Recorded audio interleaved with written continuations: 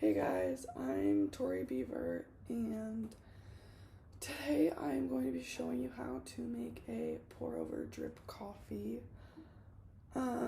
Just some tips and stuff of things that you'll need is you will need some ground coffee.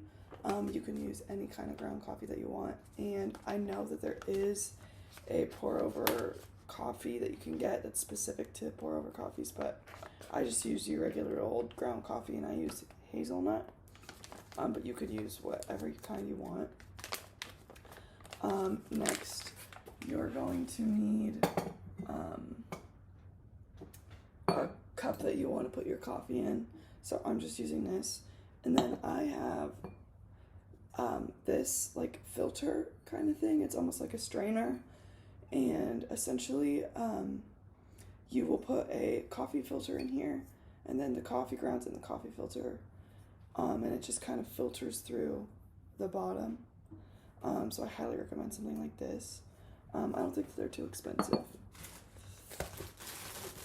So step one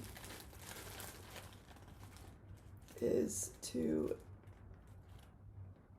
put in a coffee filter into this strainer thing. It doesn't really matter what size, you can push it down there to make it fit into whatever you want. It should look something like this.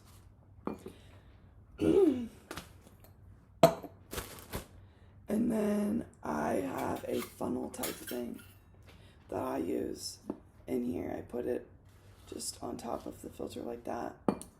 And I also use this measuring thing. It has like,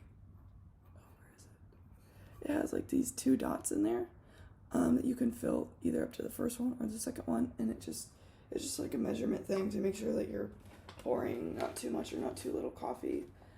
So I usually just pour my coffee grounds into this measuring thing.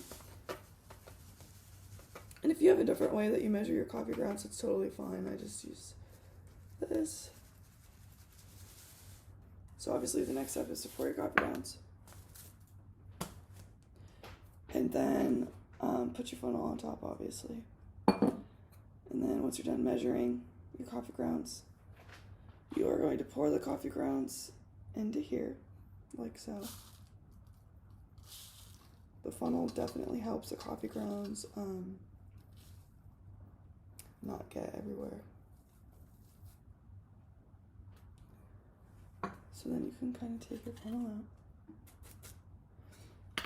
It should look like this. Super simple. And so the next thing is to boil hot water. Usually you want something that has a spout on it, like a tea kettle. I have a self-heating tea kettle, and it looks like this. And so it tells me what temperature it is. I usually put it up to about 210 degrees, but like just as long as your water's boiling, that's good too. Even like if you have a Keurig, you can use the water from that as well. And so the next step is to put your strainer with the coffee grounds on top of the cup that you want your coffee to be in, like this.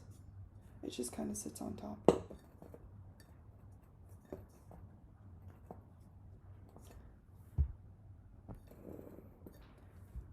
you guys to see this? So as you're pouring, it should look like this.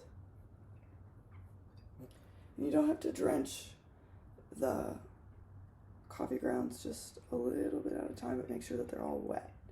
That's the goal.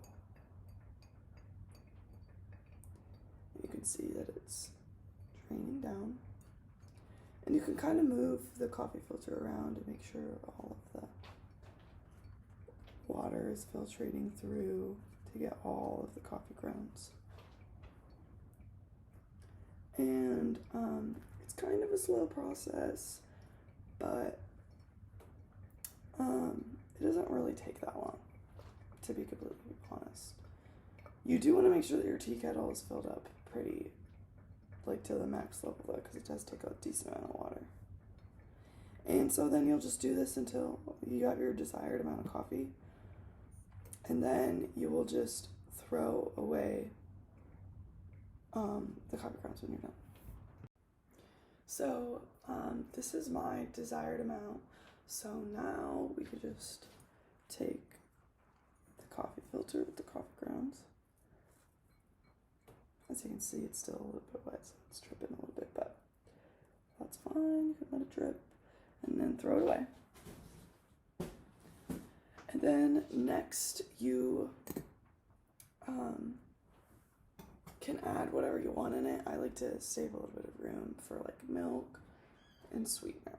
So that is how you make a pour over drip coffee.